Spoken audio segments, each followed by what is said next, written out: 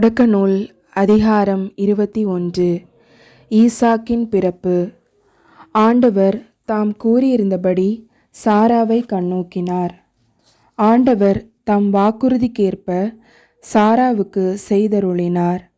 கடவுள் வாக்களித்தபடி குறிப்பிட்ட அதே காலத்தில் சாரா கருத்தாங்கி ஆபிரகாமுக்கு அவரது முதிர்ந்த வயதில் ஒரு மகனை பெற்றெடுத்தார். ஆபிரகாம் தமக்கு பிறந்த சாரா தமக்கு பெற்று கொடுத்த மகனுக்கு ஈசாக்கு என்று பெயரிட்டார். கடவுள் கட்டளையிட்டபடி ஆபிரகாம் தம் மகன் ஈசாக்கு பிறந்த 8ஆம் நாளன்று அவனுக்கு விருத்த சேதனம் செய்தார். அவருடைய மகன் ஈசாக்கு அவருக்கு பிறந்த பொழுது அவருடைய வயதோ 100. அப்பொழுது சாரா, கடவுள் என்னை சிரிக்க வைத்தார் என்றும் இதை கேட்கும் அனைவரும் என்னோடு சிரிப்பர் என்றும் சொன்னார். மீண்டும் அவர், சாரா தம் புதல்வர்களுக்கு பாலூட்டுவார் என்று ஆபிரகாமிடம் யாராவது சொல்லியிருப்பார்களா? ஆயினும் இதோ அவருக்கு அவரது முதிர்ந்த வயதில் நான் ஒரு மகனை பெற்றெடுத்துள்ளேன் என்றார். அந்த குழந்தை வளர்ந்து பால் குடியும் மறந்தது. அப்படி பால் குடிப்பதை நிறுத்திய நாளன்று ஆபிரகாம் பெரியதொரு விருந்து அளித்தார். ஆகாரும் இஸ்மயேலும் வெளியேற்றப்படல். பின்னர் எகிப்தியளான ஆகார் ஆபிரகாமுக்கு பெற்றெடுத்த மகன் சிரித்து விளையாடுவதை சாரா கண்டு ஆபிரகாமை நோக்கி, இந்த பணிப்பெண்ணையும் அவள் மகனையும் துரத்திவிடும். ஏனென்றால் பணிப்பெண்ணின் மகன் என் மகன் ஈசாக்குடன் பங்காளியாய் இருக்கக்கூடாது என்றார். தம் மகனுக்கு எதிரான இவ்வார்த்தை ஆபிரகாமுக்கு மிகுந்த வேதனை அளித்தது. அப்போது கடவுள் ஆபிரகாமை நோக்கி, பையனையும் பணிப்பெண்ணையும் குறித்து வேதனைப்படாதே. சாரா உனக்கு சொல்வதையெல்லாம் அப்படியே செய். ஏனெனில் ஈசாக்கின் மூலமே உன் வழிமரபு விளங்கும். உன் பணிப்பெண்ணின் மகனும் உன் வித்தாயிருப்பதால் அவனிடமிருந்தும் இனம் ஒன்று தோன்றச் செய்வேன் என்றார். எனவே ஆபிரகாம் காலையில் எழுந்து அப்பத்தையும் தோற்பை நிறைய தண்ணீரையும் எடுத்து ஆகாரிடம் கொடுத்தார். அவற்றை அவள் தோள்மேல் வைத்து குழந்தையையும் அவளுடன் அனுப்பி வைத்தார்.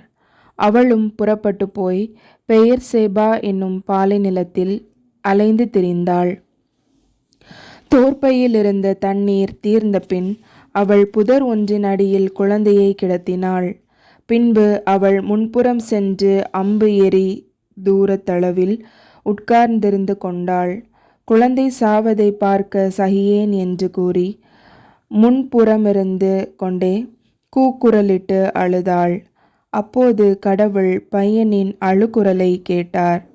ஆண்டவரின் தூதர் வானத்தினின்று ஆகாரை கூப்பிட்டு, ஆகார், உனக்கு நிகழ்ந்தது என்ன? அஞ்சாதே, ஏனெனில் கிடத்தியிருக்கிற இடத்தினின்று பையனின் அழுகை குரலை கடவுள் கேட்டருளினார். நீ எழுந்து பையனை தூக்கிவிடு, அவனை உன் கையில் பிடித்துக்கொள், ஏனெனில் அவனிடமிருந்து பெரிய இனம் ஒன்று தோன்றச் செய்வேன் என்றார். அப்போது கடவுள் அவள் கண்களை திறந்துவிட அவள் நீருள்ள கிணற்றை கண்டாள். அவள் அங்கு சென்று தோற்பையை நீரால் நிரப்பி பையனுக்கு குடிக்க கொடுத்தாள். கடவுளும் பையனோடு இருந்தார். அவன் வளர்ந்து பாலை நிலத்தில் குடியிருந்தான். அம்பு எய்வதில் வல்லவனானான். அவன் பாரான் என்னும் பாலை நிலத்தில் வாழ்ந்து வருகையில் அவன் தாய் எகிப்து நாட்டை சார்ந்த ஒரு பெண்ணை அவனுக்கு மணமுடித்து வைத்தாள். ஆபிரகாம் அபிமெலேக்கு உடன்படிக்கை. அக்காலத்தில் அபிமெலேக்கு தன் படைத்தலைவன் பிக்கோலோடு வந்த ஆபிரகாமை நோக்கி, நீர் செய்கிற யாவற்றிலும் கடவுள் உம்முடனே இருக்கிறார். ஆகையால் எனக்கும் என் புதல்வருக்கும் என் இனத்தாருக்கும் நீர் வஞ்சனை செய்யாமல் உமக்கு நான் இரக்கம் காட்டியது போல எனக்கும் நீர் பிழைப்புக்காக வந்த இந்த நாட்டிற்கும் நீர் இரக்கம் காட்டுவதாக கடவுள் பெயரால் ஆணையிட்டு எனக்கு வாக்களியும் என்றான். அதற்கு ஆபிரகாம், அவ்விதமே ஆணையிட்டு வாக்களிக்கிறேன் என்று கூறினார். பிறகு அபிமெலக்கின் ஊழியர்கள் கைப்பற்றியிருந்த நீருள்ள கிணறு ஒன்றை பற்றி அவனிடம் ஆபிரகாம் முறையிட்டார். அபிமெலக்கு அதற்கு மறுமொழியாக, இந்த காரியத்தை செய்தவன் யாரென்று எனக்கு தெரியாது, நீரும் அதை எனக்கு தெரிவிக்கவில்லை. இன்றுதான் இதை பற்றி கேள்விப்படுகிறேன் என்றான். பின் ஆபிரகாம் ஆடு மாடுகளை அபிமெலக்கிடம் கொண்டு வந்து கொடுக்க, அவர்கள் இருவரும் ஒருவரோடு ஒருவர் உடன்படிக்கை செய்து கொண்டனர். அப்பொழுது ஆபிரகாம் மந்தையினின்று 7 பெண் ஆட்டுக்குட்டிகளை பிரித்தெடுத்து தனியாக நிறுத்தினார். அபிமெலக்கு ஆபிரகாமை நோக்கி, நீர் 7 பெண் ஆட்டுக்குட்டிகளை தனியாக நிறுத்தி வைத்திருப்பதன் காரணம் என்ன என்று கேட்டான். அவர், இந்த கிணற்றை தோண்டியது நான் தான் என்பதற்கு சான்றாக நீர் இந்த பெண் ஆட்டுக்குட்டிகள் 7ஐயும் என்னிடமிருந்து பெற்றுக்கொள்ளும் என்றார். அதன் காரணமாக அந்த இடம் பெயர்செபா என்று அழைக்கப்பட்டது. ஏனென்றால் அங்குதான் இருவரும் ஆணையிட்டு வாக்களித்து கொண்டனர். இவ்வாறு பெயர்செபாவில் உடன்படிக்கை செய்து கொண்டார்கள்.